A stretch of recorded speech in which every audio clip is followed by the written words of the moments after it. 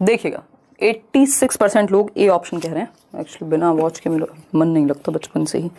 देखिएगा एक बार फटाफट से बताइए।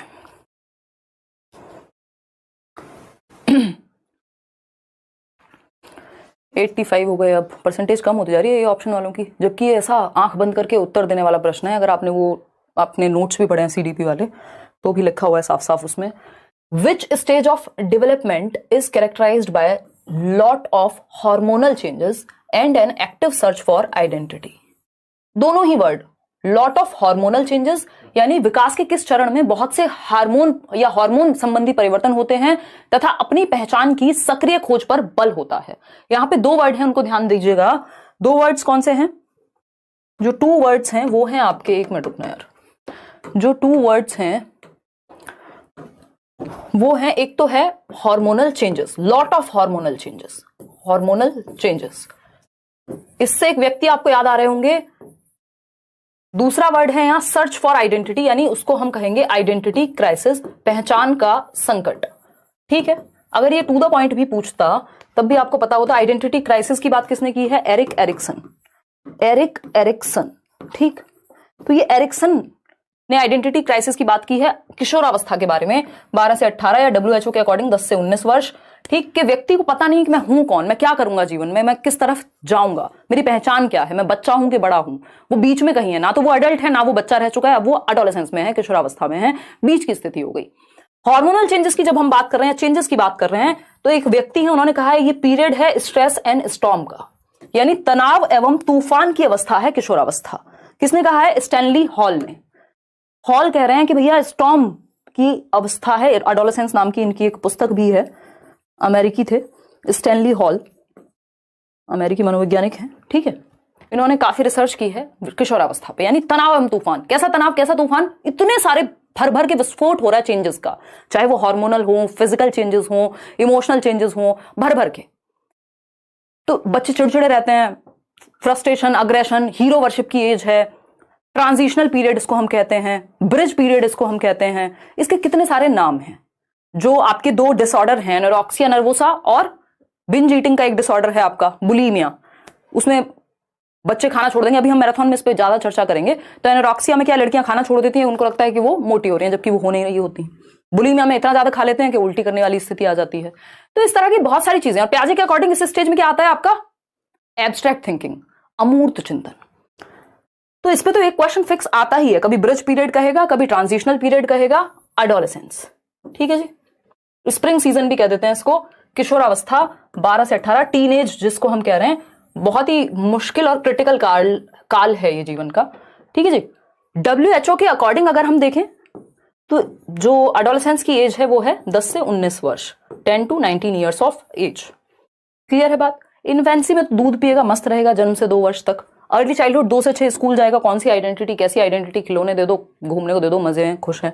मिडिल चाइल्डहुड अगेन 5 से 11, 8 से 11 के बीच की स्थिति है, तो ये भी वो वाला समय नहीं है अभी यहाँ पे भी स्कूल में ही खुश है वो। तो एडोलेसेंस यानी किशोरावस्था इज द राइट आंसर। आगे बढ़ेंगे। ये ऐसा क्वेश्चन है जिसमें 90% से ऊपर के सही उत्तर होने चाहिए थे। अब आपका एक प्यारा फेवरेट टाइप है क्वेश्चंस का जो इस बार ही इंट्रोड्यूस हुआ है सीटेट में, वो है कि एक स्टेटमेंट है, असर्शन यानी एक कथन दिया हुआ है, उसका कारण यानी तर्क दिया हुआ है आर। पहचानिए, दोनों सही हैं, दोनों गलत हैं, एक सही है, रीजन सही है, क्या सही है, जानिए। बहुत ही बढ़िया। शिक्षा क्या कह रही है? शिक्षा कह रही है मैम आप लल्लन टॉप न्यूज पर बहुत ही लल्लन टॉप लग रही थी, आपका आंसर देने का तरीका बहुत ही लाजवाब है। अच्छा, आंसू आ गए मेरे, thank you so much for the appreciation. तारीफ किसको बुरी लगती है सरकार, और अगर जेन्युइन हो तो क्या ही बात है। देखिएगा, आप लोगों ने भी बहुत प्यारे प्यारे कमेंट्स किए, मैं आज पढ़ रही थी।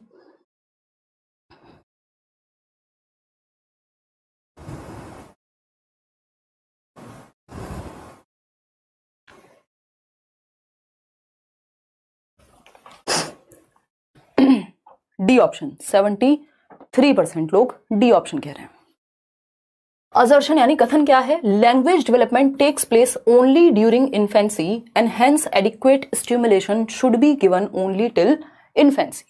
यानी कथन कहता है कि भाषा विकास केवल शैशवावस्था के दौरान होता है, यानी जन्म से 2 वर्ष के दौरान होता है, और इसलिए केवल शैशवावस्था तक ही उपयुक्त उद्दीपन प्रदान करने की जरूरत है। यानी बच्चे से जितनी भी बात करनी है, जितनी भी उसको भाषा सिखानी है, सब सिखा दो जन्म से 2 वर्ष के अंदर ही, क्योंकि उसके बाद भाषा विकास रुक जाएगा। ये हुई इलॉजिकल बात, इसमें कोई भी तर्क नहीं है, क्योंकि जन्म से 2 वर्ष में तो बच्चा बेचारा 2 वर्ड स्टेज पे ही पहुंचता है, जब वो 2 शब्दों को जोड़ करके बोलना सीख जाए।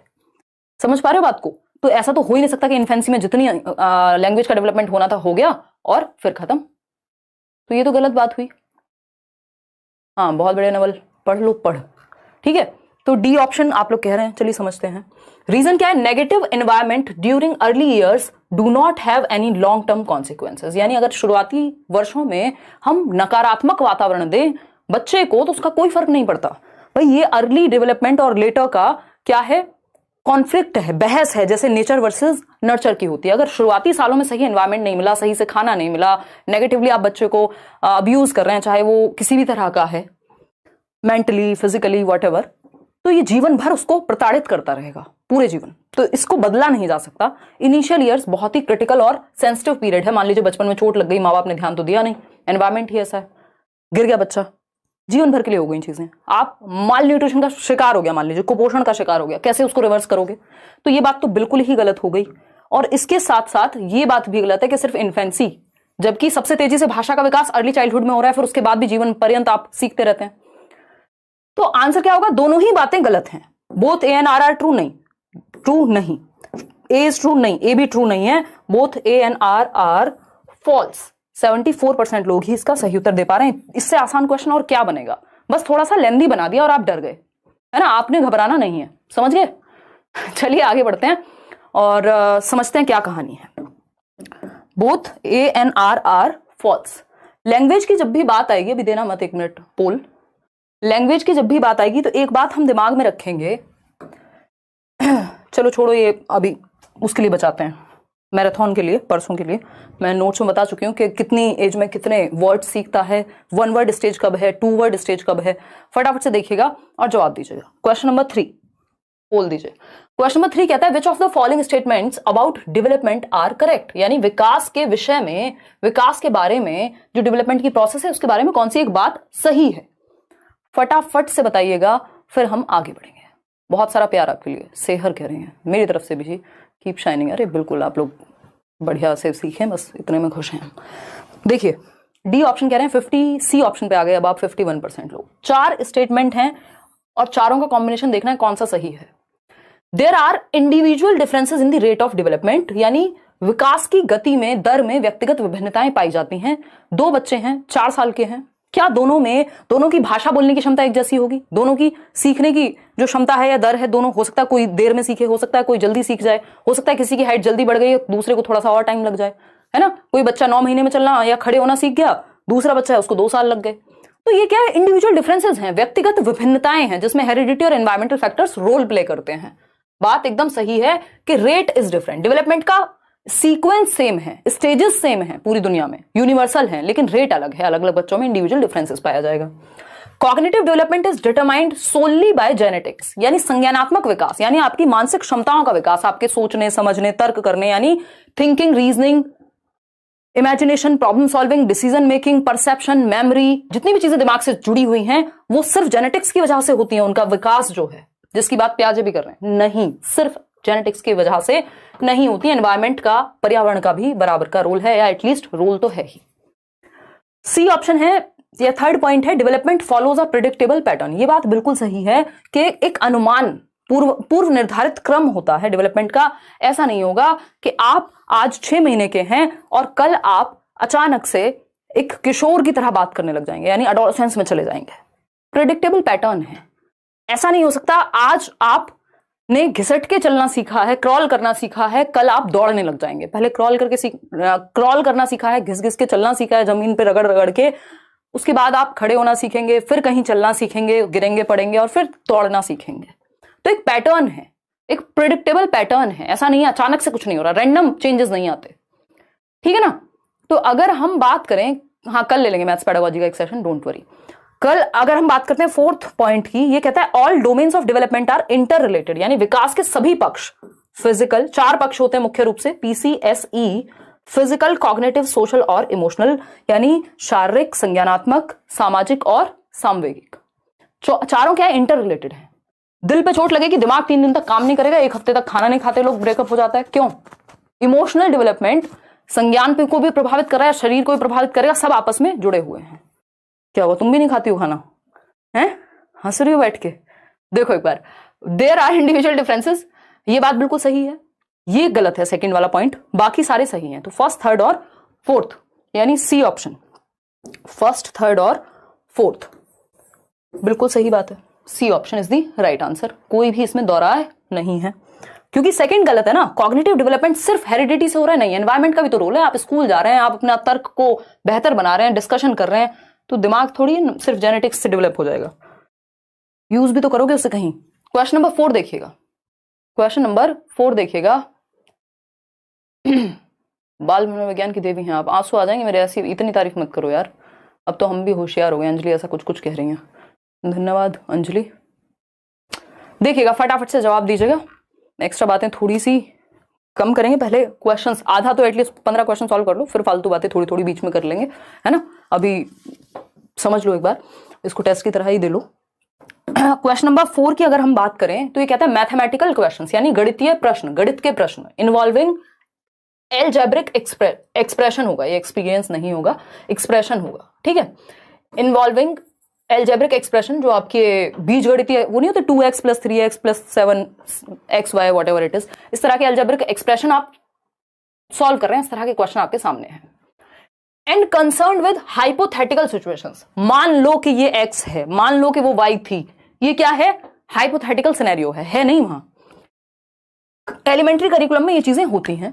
This is based on the idea that adolescents, यानी किशोर या किशोरी जो हैं, 12 से 18 वर्ष के लोग जो हैं, वैसे प्याजे तो कह रहे हैं 11 से 15 तक ही हो जाएगा development, are capable of performing what, अमूर्त चिंतन। जैसे ही हाइपोथेटिकल सिचुएशन या एब्स्ट्रैक्ट थिंकिंग की बात आएगी, आप समझ जाएंगे फॉर्मल ऑपरेशनल, औपचारिक संक्रियात्मक अवस्था प्याजे की लास्ट स्टेज है एसपीसीएफ में, और 11 से 15 वर्ष तक विकास हो जाता है अमूर्त चिंतन का। अगर मूर्त चिंतन लिखा होता, कॉन्क्रीट थिंकिंग लिखी होती, यानी ये बॉटल है सामने, मानना नहीं है, बॉटल है सामने, तो ये कॉन्क्रीट थिंकिंग हो जाती है। कॉन्क्रीट है जिसको छुआ जा सकता है, टच और फील किया जा सकता है। जब मानने की बात हो रही कि मान लो x है, y है, 2x है, ये है, वो है, तो वहां हाइपोथेटिकल सिचुएशन है, परिकल्पना करनी पड़ेगी, अमूर्त चिंतन करना पड़ेगा, जो सामने नहीं है उसके बारे में भी सोचना पड़ेगा, ठीक है जी। बी ऑप्शन है manipulative operations with concrete materials, ये कॉन्क्रीट ऑपरेशनल 7 से 11 वर्ष में यूज करने चाहिए। सीरिएशन टास्क, ये भी 7 से 11 की बात है। क्लासिफिकेशन, ये तीनों ही चीजें 7 से 11 में आती हैं। तो A option is the only right answer over here. आगे बढ़ेंगे क्वेश्चन नंबर 5 पर। क्या कहता है प्रश्न 5, बताइएगा एक बार। यार इतनी गर्मी क्यों लग रही है, फटाफट से बताइएगा, तभी हम जाकर के बढ़ेंगे आगे। कैरेबल टेस्ट ऐप पर टेस्ट क्यों नहीं शो हो रहा, बता देंगे क्यों नहीं शो हो रहा, अभी तो आप जवाब दे दीजिए बस क्वेश्चन नंबर 5 का।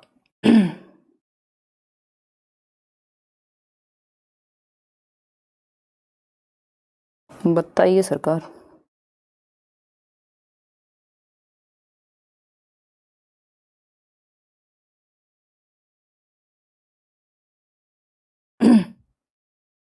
एट 68% लोग ए कह रहे हैं।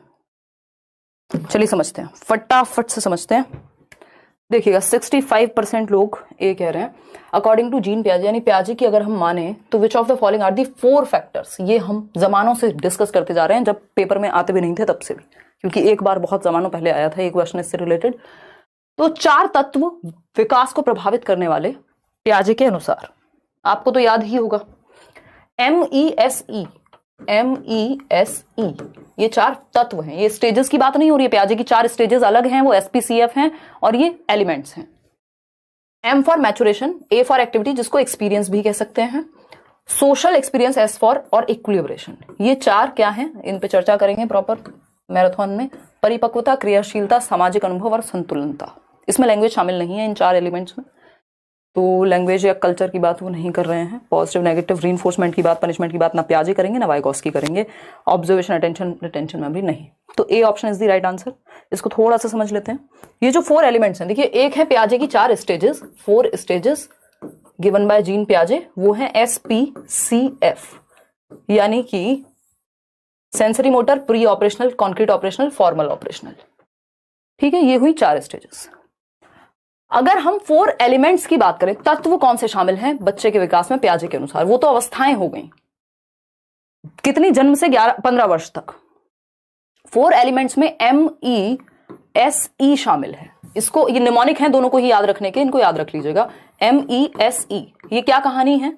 मैचुरेशन, परिपक्वता, एक्सपीरियंस यानी बच्चा एक्टिविटी करके सीखेगा, और एज के साथ यानी परिपक्वता, इसको जेनेटिक्स भी कह सकते हो कि पियाजे कह रहे हैं कि हेरिडिटी इंपॉर्टेंट है, मैचुरेशन एज के साथ आएगी।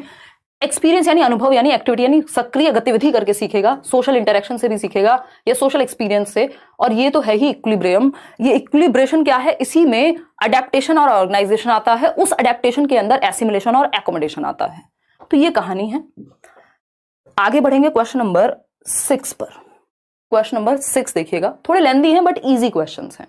तो ऐसा नहीं होगा अगर आपने टॉपिक्स पढ़े हैं, सिलेबस पढ़ा है, नोट्स पढ़े हैं और आप ना सॉल्व कर पाए। बहुत घुमा के नहीं है क्वेश्चंस, सीधे हैं आज के सेशन में। Like and share everyone. अच्छा, कोई कह रहा है गुस्से में, वो भी कमेंट्स में, हाँ भाई ऐसे भूल मत जाया करो, कई लोगों को नींद नहीं आती है देख के। बहुत बढ़िया आदित्य, क्या कह रहे हो भाई? ख्वाहिश बन गई है मैम अच्छे मार्क्स लेकर आऊँ आपसे पढ़ के। बिल्कुल ख्वाहिश नहीं, हो जाएगा ये तो। Don't worry, don't you worry. बताओ फटाफट से सारी बातें एक तरफ, और आप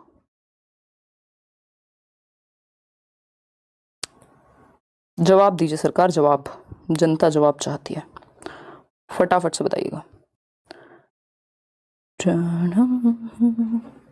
सी ऑप्शन कह रहे हैं कई लोग, कई बोले तो 61% लोग सी ऑप्शन कह रहे हैं, और ये कई लोग कई हजार होंगे क्योंकि हम अभी 26,000 हैं जुड़ करके। देखिएगा, अगर हम बात करें क्वेश्चन नंबर 6 की, अभी हम 6 पे ही हैं। Significant difference in Lev Vygotsky's and Jean Piaget's theory is about, यानी वाइगोस्की व जीन पियाजे के सिद्धांतों में मुख्य भेद, मुख्य अंतर क्या है? मुख्य भेद क्या है, मेन डिफरेंस क्या है? ये बहुत बार पूछा गया है।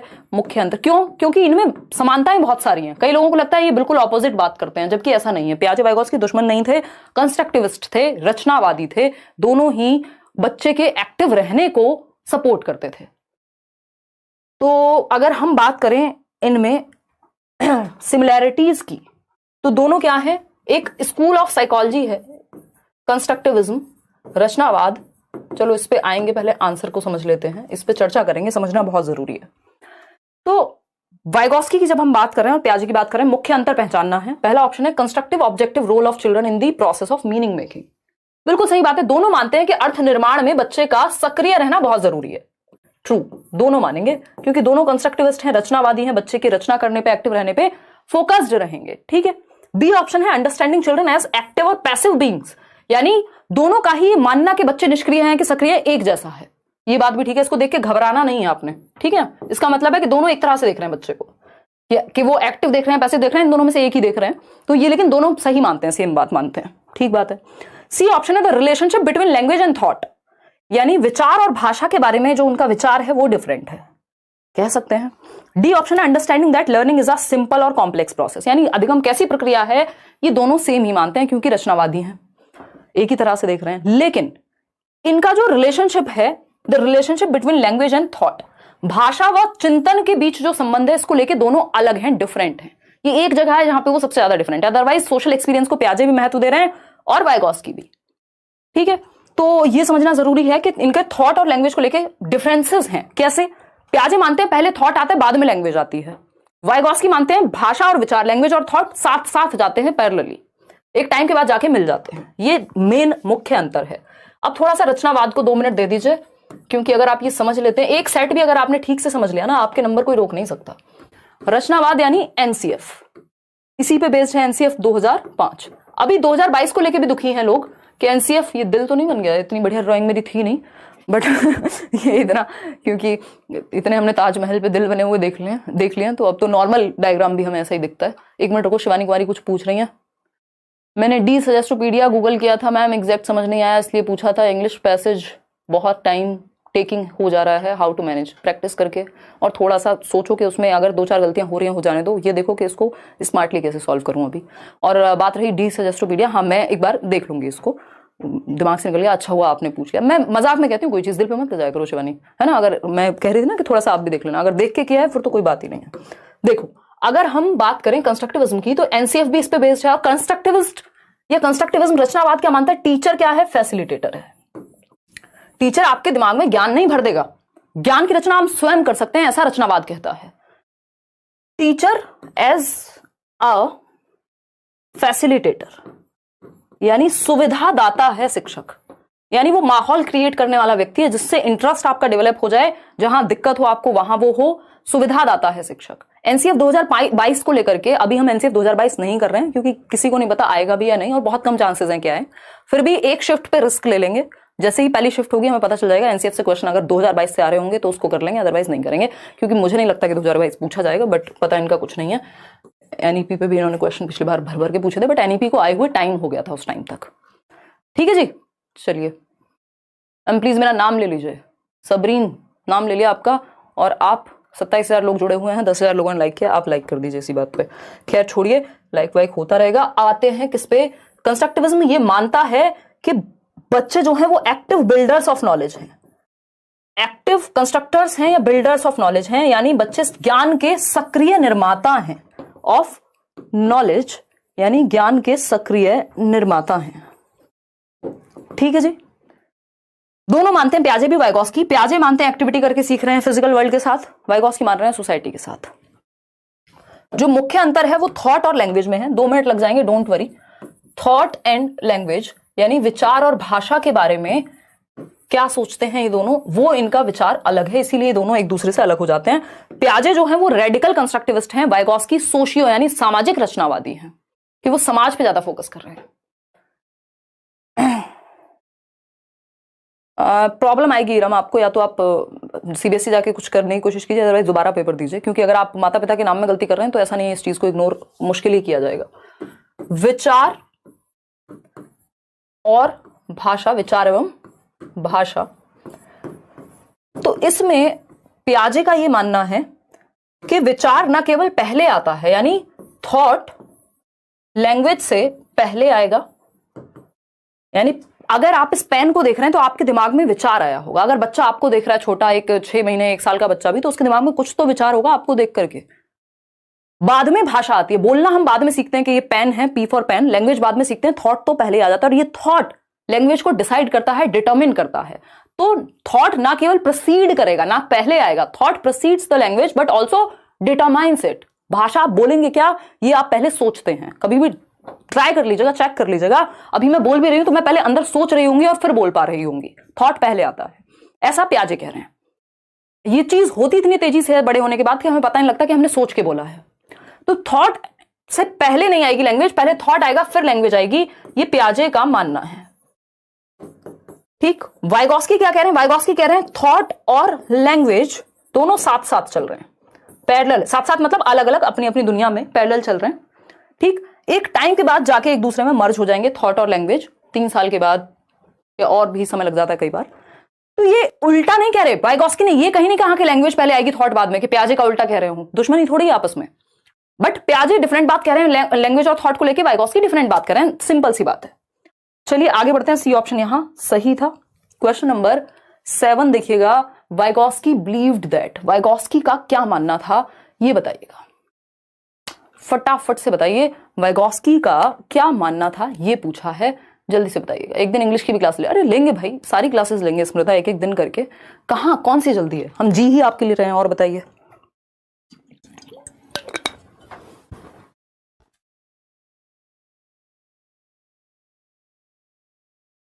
ग्यारह से पहले, क्योंकि वेस्ट बंगाल टेट भी है और आप में से कई लोग या बहुत सारे लोग भी होंगे कुछ तो जो दे रहे होंगे, तो सारी मैराथन सी टेट की हो जाएंगी, क्योंकि वो जिनका WB टेट है उनको भी हेल्प करेंगे और सी टेट वालों को तो ऑफ कोर्स हेल्प करेंगी ही। ठीक है बात या नहीं है, फटाफट से बताइएगा। 27,602, देखिए सी ऑप्शन 84%। क्या हुआ, ठंड लग रही है? ओके, अब तो वो वाला ऐड कर लो ना तुम, मेरी कमर है मत करो तुम एक्सरसाइज। देखो एक बार, लेव वाइगॉस्की, निशा हमारे बीच आज फिर से आ चुकी हैं।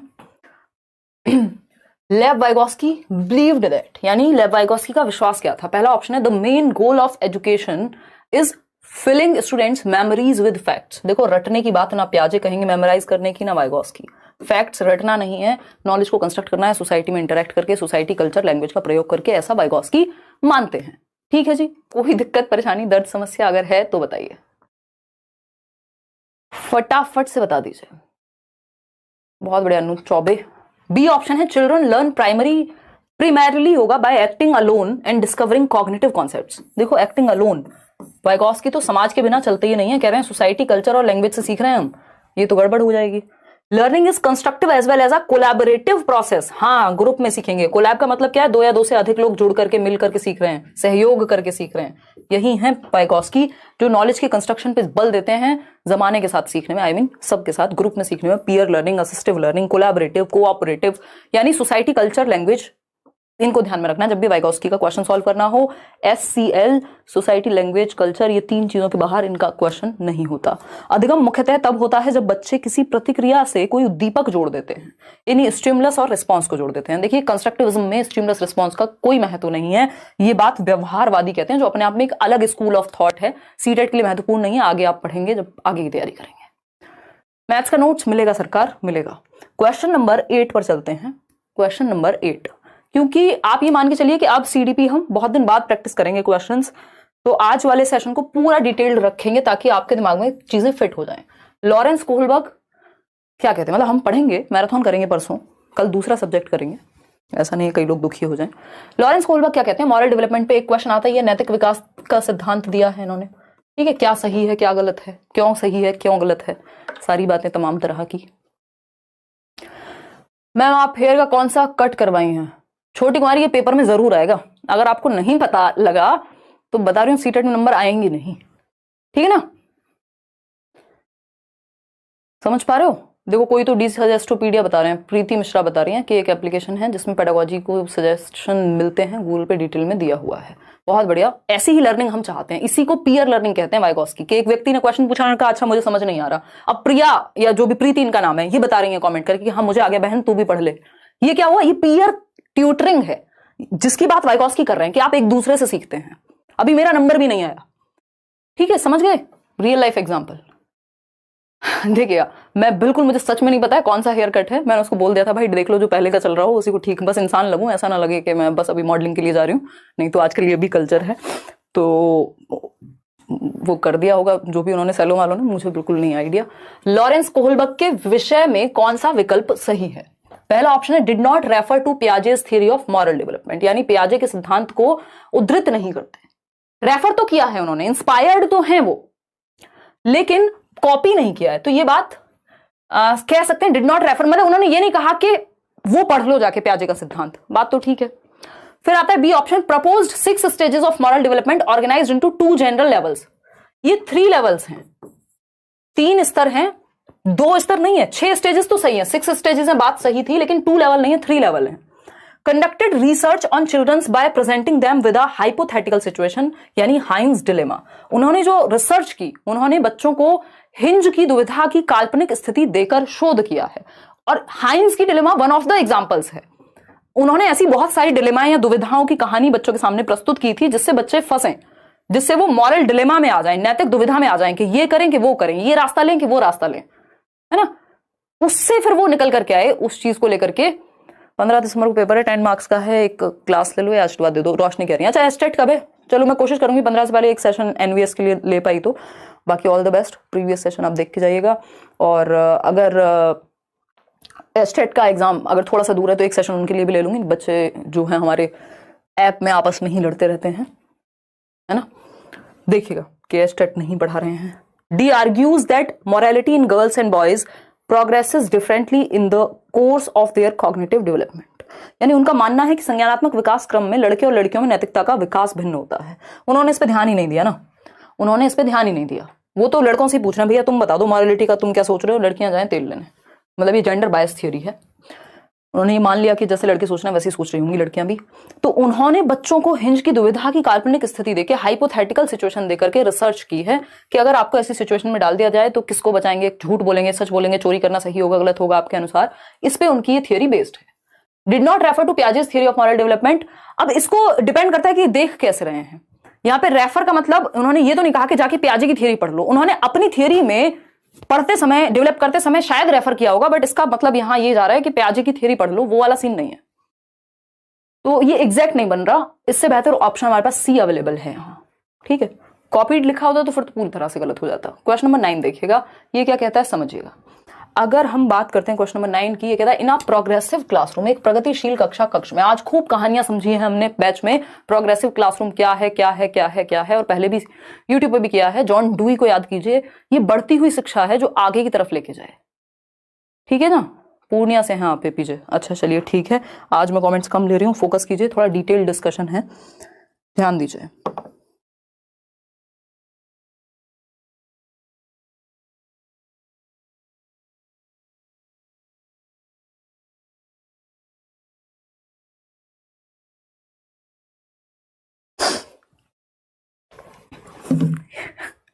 ये ज्यादा ना हीरो मत बनो तुम। देखो एक बार देखो एक बार, क्वेश्चन नंबर है 9, मतलब मुझे अधिकार नहीं है चैट का। देखो, आप प्रोग्रेसिव क्लासरूम यानी प्रगतिशील कक्षा में अध्यापक को क्या करना चाहिए? डांस करना चाहिए, क्या करना चाहिए? बच्चों को एक्टिव रखना चाहिए, इतना हमें पता है ना। देखते हैं, डेमोक्रेटिक होती है, सोशल होती है लर्निंग प्रोग्रेसिव एजुकेशन में, प्रेजेंट लाइफ के लिए होती है, एजुकेशन इज लाइफ इटसेल्फ कहा है प्रोग्रेसिव क्लासरूम्स ने। जॉन डुई ने लैब स्कूल्स खोले थे शिकागो में अपनी वाइफ के साथ मिलकर के, उसी को हम प्रोग्रेसिव एजुकेशन कह रहे हैं, ठीक।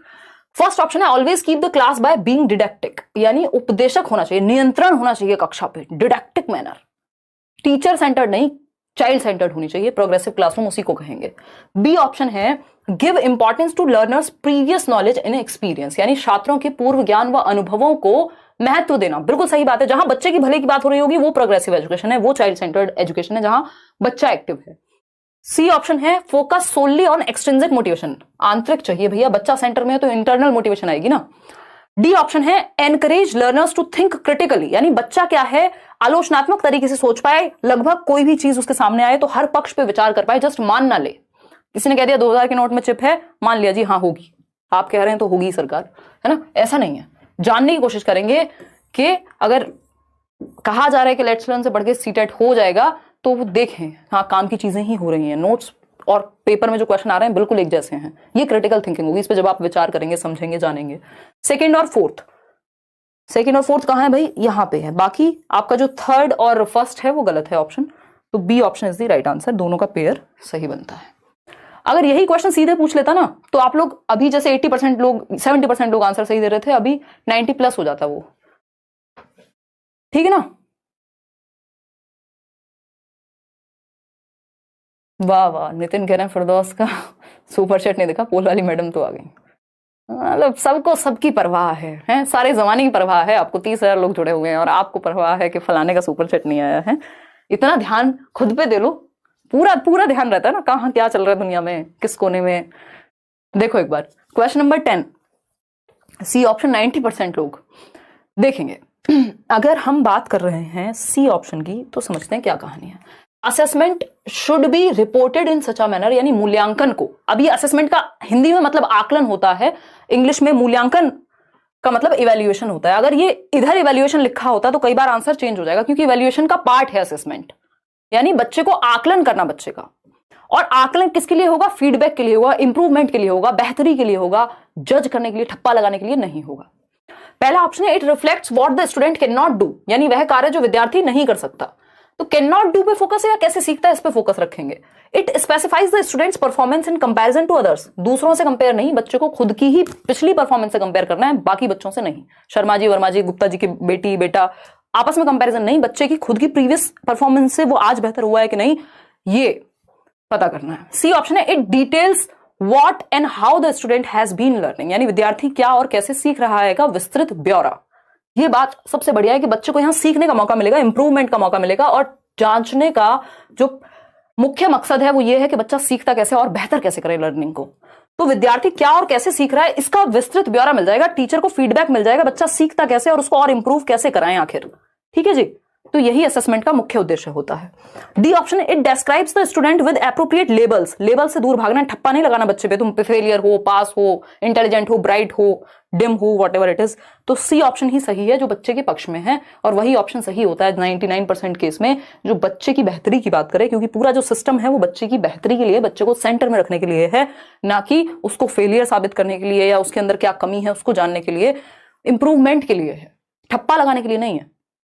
कमी जान के सुधारा जाता है, उस पर ठप्पा नहीं लगाएंगे, लेबल नहीं करेंगे। बताइएगा फटाफट से।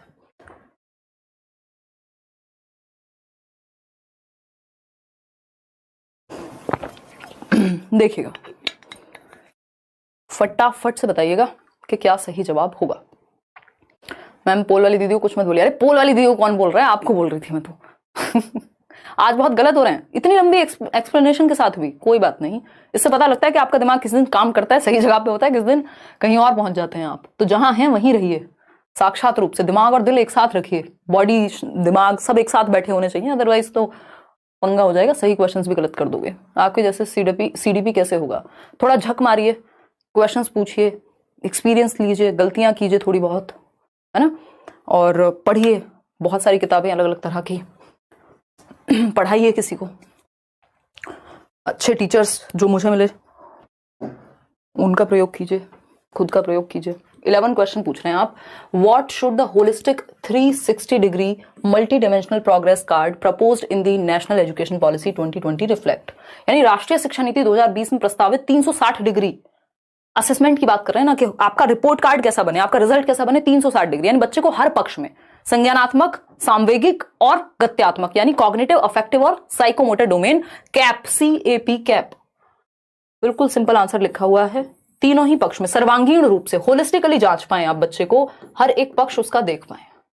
तो progress of the learners in the cognitive, affective and psychomotor domains, comparison करना है दूसरों के साथ, ये गलत है। करेक्ट आइडेंटिफिकेशन एंड लेबलिंग, ये तो इतना नेगेटिव वर्ड है, labelling, segregation. Problem areas in the students comprehension that the parents need to work upon. Parents काम करेंगे भैया, बच्चे को और आपको काम करना है इसमें, पेरेंट्स को जबरदस्ती काम मत कराओ। B option is the right answer. ठीक है, आगे बढ़ेंगे। क्वेश्चन नंबर 12 देखिएगा, टेक्स्ट बुक के बारे में कोई प्यारी प्यारी बात हो रही है। कोई जल्दी तो नहीं है ना आप लोगों को, अभी हमें समय लगेगा, अभी हम पहुंचे क्वेश्चन नंबर 12 पे, क्योंकि चर्चा ज्यादा हो रही है आज। क्वेश्चन नंबर 12 देखिए, फटाफट से बताइए।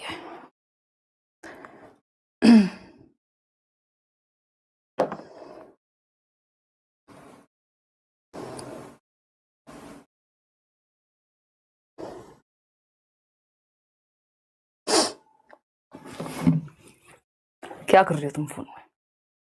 आज फोन में सिर्फ मुझे लगना है, ठीक है। देखिएगा, बी ऑप्शन 85% लोग कह रहे हैं अपने ही फोन में स्क्रीनशॉट ले लिया करो, क्या करती रहती हो, चैट कर रही हो यार तुम, हमें पागल बना रही हो। हैं देखो, अगर हम बात करें क्वेश्चन नंबर 12 की, तो textbook depiction of women with feminine traits such as nurturing, caring, emotional are an example of. यानी पाठ्य पुस्तकों में स्त्रियों का केवल, देखो प्रॉब्लम कहां है कि फेमिनिन ट्रेट्स को हमने सिर्फ क्या कहा कि फेमिनिन ट्रेट्स जो है स्त्रियों का केवल नारीवादी विशेषताओं, यानी जो फेमिनिन ट्रेट्स हैं, यानी फीमेल्स में जो सिर्फ फेमिनिन ट्रेट्स हैं उन पे ही फोकस है कि वो तो केयरिंग होती हैं, लालन पोषण, देखभाल, संवेदनशील होती हैं, सिर्फ वही एस्पेक्ट दिखा रहे हैं। जबकि फीमेल्स हो या मेल हो, मेल्स में भी फेमिनिन ट्रेट्स कुछ हो सकते हैं, केयर उनके अंदर भी हो सकती है ना, इमोशंस उनके अंदर भी होते ही हैं, नर्चरिंग भी हो सकते हैं। और अगर हम फेमिनिन ट्रेट्स की जगह अगर हम देखते हैं अदर ट्रेट्स जो हम मेल एसोसिएटेड ट्रेट्स हैं, करेज फीमेल्स में भी हो सकता है, एडवेंचरस फीमेल्स भी हो सकती हैं, लेकिन हम क्या कर रहे हैं, सिर्फ वही ट्रेट्स दिखा रहे हैं जो फेमिनिन ट्रेट्स है। इसका मतलब हम सिर्फ एक चीज पे फोकस्ड हैं, जबकि दोनों तरह के ट्रेट्स दोनों ही जेंडर में पाए जा सकते हैं। तो अगर हम सिर्फ स्त्रियों के केस में सिर्फ यही वाले ट्रेट्स आ रहे, वो तो केयरिंग होती हैं, इमोशनल होती हैं, तो फिर कौन लड़ रहा है भाई? अगर हम आज की डेट में बात करें तो डिफरेंट फोर्सेज में भी जा रहे हैं, है ना। तो ये क्या हुआ, जेंडर बायस या मुक्केबाजी की अगर हम बात करें, याद कीजिए कौन सी मूवी आई थी वो, प्रियंका चोपड़ा वाली, मैरी कॉम, वैसे भी जानते हैं हम सभी मैरी कॉम को। तो जेंडर बायसनेस, ये इतने सारे एग्जांपल एनसीईआरटी में हैं, बछेंद्री पाल से लेकर के और वहीदा प्रिज्म तक। तो B option is the right answer. ये जेंडर पक्षपात होगा, यानी जेंडर लिंग भेदभाव या जेंडर बायसनेस कहेंगे। ये इनेट एबिलिटीज नहीं होती कि सिर्फ यही एबिलिटीज हैं, इक्वालिटी इक्विटी नहीं जी। आगे बढ़ेंगे, क्वेश्चन नंबर 13। तो इतनी सारी क्वालिटीज में से सिर्फ उन्हीं क्वालिटीज पे फोकस करना जिसमें नर्चर और केयरिंग दिखाई जा रही है महिलाएं, तो ये बायसनेस हो जाएगी। बाकी चीजों को भी तो दिखाओ फिर। क्वेश्चन नंबर 13 देखिएगा और जवाब दीजिएगा। 31 के 31,000 लोग बताइएगा। बहुत अच्छे जवाब, अच्छा धन्यवाद। फटाफट से बताइए।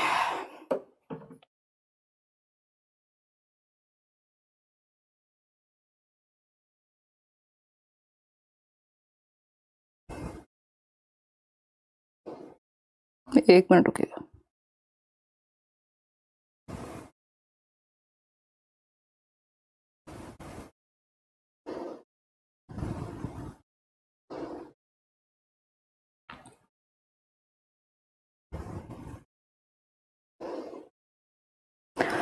देखिए बी ऑप्शन 93% लोग कह रहे हैं। अगर हम बात करते हैं critical thinking among students can be assessed by, यानी विद्यार्थियों में समालोचनात्मक चिंतन को कैसे बढ़ावा देंगे। रिकॉल, रट्टे लगवाओ, जो याद करवाया था उस नंबर को, मान लो किसी का नंबर याद कराया और आपने बार बार चीजों को रिपीट किया, रिकॉल बेस्ड चीजें हैं, उसमें बिल्कुल भी क्रिटिकल थिंकिंग नहीं लगती, सिर्फ मेमोरी पावर लगती है। एनालाइजिंग देयर इंटरप्रिटेशन स्किल्स, यानी उनके विवेचनात्मक कौशलों का विश्लेषण करना, यानी वो कितने बढ़िया से इंटरप्रेट कर पा रहे हैं, किसी चीज को समझ पा रहे हैं, समझा पा रहे हैं, उसके सभी पक्षों को देख पा रहे हैं, एनालाइज कर पा रहे हैं। सही बात है। मेजरिंग द स्पीड ऑफ कॉपिंग, तो इसको तो ये वही बन जाएगा फिर जो कौन सी मूवी थी वो 3 इडियट्स, क्या नाम था उसका, रहने दो, चतुर रामलिंगम, हमें याद है। देखिए कोई बात नहीं सिद्धार्थ, ज्यादा फर्क नहीं पड़ेगा। Calculating their accuracy of spellings, तो स्पेलिंग का मतलब तो रट के भी स्पेलिंग सही हो सकती है, लेकिन इंटरप्रिटेशन के लिए दिमाग लगेगा, थिंकिंग प्रोसेस स्किल्स लगेंगी, हर एक पक्ष में सोचना पड़ेगा व्यक्ति को। तो बी ऑप्शन बेटर है, इसमें बच्चा ज्यादा एक्टिव होगा, ज्यादा थॉटफुल होगा। क्वेश्चन नंबर 14 देखिएगा, वाइगॉस्की के अनुसार क्या पूछा जा रहा है, ये पूछा है Vygotsky, according to Vygotsky which of the following factor does not influence learning, यानी वाइगॉस्की के अनुसार निम्नलिखित में से कौन सा कारक अधिगम को प्रभावित नहीं करता है, बताइएगा। पहला ऑप्शन है स्टिमुलस रिस्पॉन्स। देखिए एसआर बॉन्ड की बात सिर्फ व्यवहारवादी करते हैं, ना प्याजे करेंगे ना वाइगॉस्की, तो जैसे ही ये स्टिमुलस रिस्पॉन्स देखिए समझ जाइएगा प्याजे वाइगॉस्की बिल्कुल भी सपोर्ट नहीं करेंगे इसे। Language, social interaction, scaffolding, does not influence learning, यानी अधिगम को प्रभावित नहीं करता है, तो स्कैफोल्डिंग भी करता है, लैंग्वेज भी करता है, सोशल इंटरेक्शन भी करता है, लेकिन यही नहीं करता है, इसीलिए सही है, क्योंकि गलत ही सही है, क्योंकि पूछा ही गलत था। A option is the right answer. आगे बढ़ेंगे क्वेश्चन नंबर 15 पर, देखिएगा क्या पूछा है। क्वेश्चन नंबर 15 क्या कहता है, in the light of contemporary theories of intelligence, यानी जो समकालीन सिद्धांत चले आ रहे थे बुद्धि के, such as that of Howard Gardner, जो आज चल रहे हैं, which of the following statements is not correct, यानी गार्डनर की अगर हम माने तो कौन सा एक स्टेटमेंट सही नहीं होगा, या गार्डनर जैसे समकालीन लोग जो इस बात में विश्वास रखते हैं, बुद्धि के बारे में जो सेम विश्वास रखते हैं, उनके अनुसार कौन सी एक बात सही नहीं होगी। नॉट लिखा हुआ है, थोड़ा ध्यान से आंसर कीजिएगा, नहीं तो गड़बड़ हो जाएगी, गलत उत्तर आप दे देंगे। पोल दे दिए हैं मोहतरमा, बहुत ही अच्छा किए हैं आप, जवाब दीजिएगा।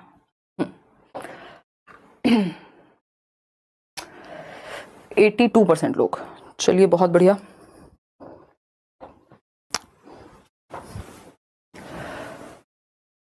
देखते हैं, वीडियोज आर करप्टेड, देख रहे हो मुझे भर भर के मेल आते रहते हैं, पता नहीं आप लोग कहाँ कौन सी गलत वेबसाइट पे ले लेते हो ये कोर्स, कौन से फ्रॉड में फंस जाते हो, फिर आप कहते हो कि चल नहीं रही वीडियोस, हैं, कमाल करते हो। और मुझे दुख होता है इस बात का, मैं कहती हंस के हूँ ये बात, बट मुझे बुरा लगता है कि आप ऐसे फ्रॉड में क्यों पढ़ते हैं, जब मैं इतनी बार बता ही चुकी हूँ कि भैया जो असली अगर पेड कोर्स है तो वो करियरबल पे है, नहीं तो फ्री है चीजें। 74% लोग ए ऑप्शन कह रहे हैं, समझते हैं। फर्स्ट ऑप्शन की अगर हम बात करें, कहते हैं intelligence can be accurately predicted by administering standardised test, यही बात गलत है, और जो गलत है वही सही है, क्योंकि नॉट पूछा है बुद्धिमत्ता को मानकीकृत परीक्षाओं के द्वारा, जैसे आईक्यू टेस्ट हो गए या जो भी स्टैंडर्ड टेस्ट हैं, उनके द्वारा सटीक रूप से बताया जा सकता है, ऐसा नहीं है।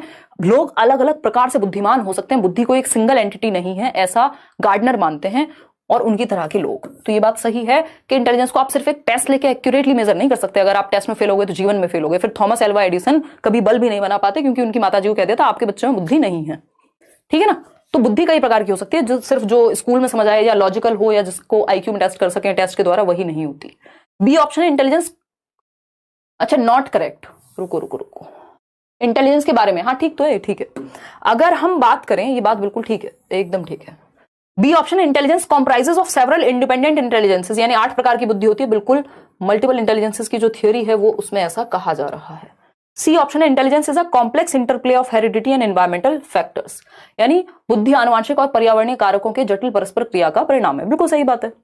हेरिडिटी और एनवायरमेंट दोनों रोल प्ले करेंगे।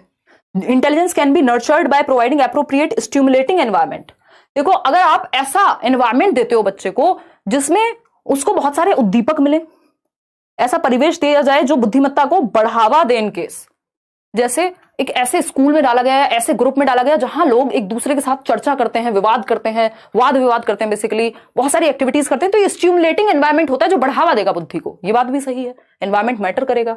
तो एक ही बात गलत थी, जो सही है वो है ए ऑप्शन,